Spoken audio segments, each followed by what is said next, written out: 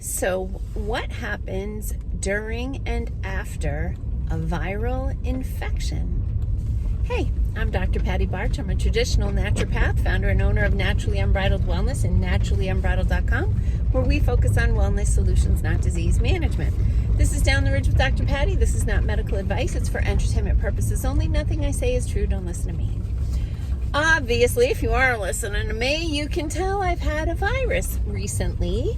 And my body is in the cleanup stage. So originally I was going to do a video this morning about candida, but I'll try to remember to put that on my list because it's not on my list, and I thought of it and I was like, oh, I'll do that today so I won't have to put it on my list. And then I said bye to my husband and I heard myself talk and I'm like, oh, I should talk about what's happening in my body. So first of all, what is a virus? So it's interesting because there's kind of two schools of thought about whether or not a virus is a living thing. And most people will tell you that, well, I don't know if most people will, but it's not really alive. It can be destroyed, but there are certain functions of a living thing that a virus doesn't have. But what a virus is just like, they named computer code viruses a virus because of its mechanism of action, which is its code that gets into your computer and causes things to malfunction, go awry. And a lot of computer viruses have code written in that will cause it to replicate and spread amongst your software, your documents, your emails, and, go that way. A regular virus is code. It's RNA or DNA in a protective coating. And the function of a virus is to gain access into a cell and override the mechanisms within the cell so that it can make copies of itself.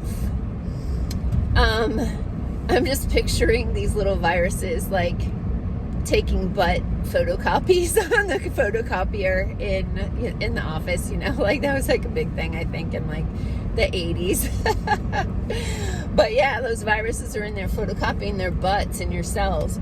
But anyway, they get into your cells and they make copies of themselves. And what your brilliant immune system does is your brilliant immune system recognizes that this cell, they also, as part of their code, in addition to making copies of themselves, they cause your cells to make a protein. And that protein is very often inflammatory, meaning your body mounts an immune response against the protein.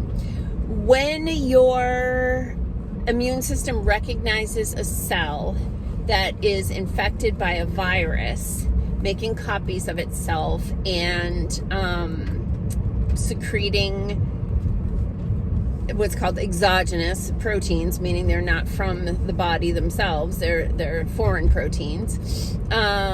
Your immune system tags that cell with a marker so that another type of immune cell can come in and blow that sucker up. And there are some cells that actually make hydrogen peroxide, and they inject hydrogen peroxide into the infected cells and blow them up. It's fascinating what the human body can do. So to protect yourself from letting that virus get into your cell, that virus has to get by the cell membrane. So it needs to get a door into the cell. And so you can reinforce your cell membranes, which are made of fat and protein. And there's some water in there too.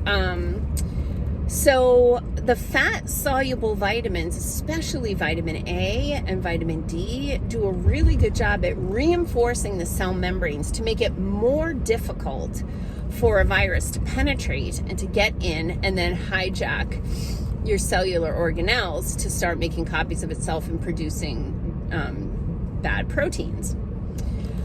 So once, it's like, I'm just picturing video games. This is where my head goes, guys. Pew, pew, pew, your immune system blowing up all these infected cells. So once you have all these cells that have been destroyed, either by viral replication, because sometimes that virus makes so many copies of itself, it explodes the cell. And then that, of course, causes an inflammatory response because your body needs to clean up that mess. Or your body destroys the cell and still has to clean up its mess. So the fever that you get during a virus is your body's way of creating heat shock proteins, which will destroy some of the oh, kittens, you guys are so cute. It'll destroy some of those proteins and disassemble them. I don't know, you cut me a little slack this week. Okay, so what's going on in my body now is I'm cleaning up the mess. So I've had a bunch of virally infected cells. I got on it with my immune support, took lots of things. I took the vitamin C, I took the fat-soluble vitamins, I took quercetin, I took a bunch of things. And thank you to all the people who sent me messages of things I could take from if I was sick. Anyway, now there's the cleanup crew.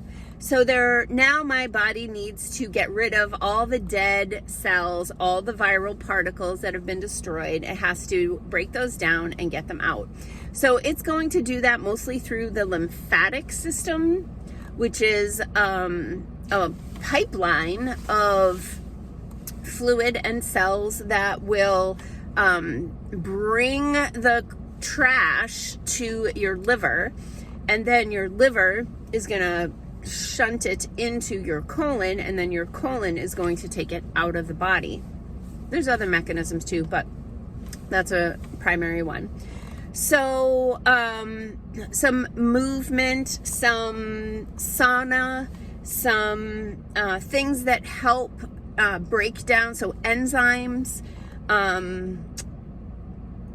those sorts of things. But my favorite for breaking up mucus, especially in the lungs, is N-acetylcysteine, or NAC. Some people call it NAC, but it's technically NAC, N-acetylcysteine, which is an amino acid that has, excuse me, tremendous, talking too long now, my voice is cutting out.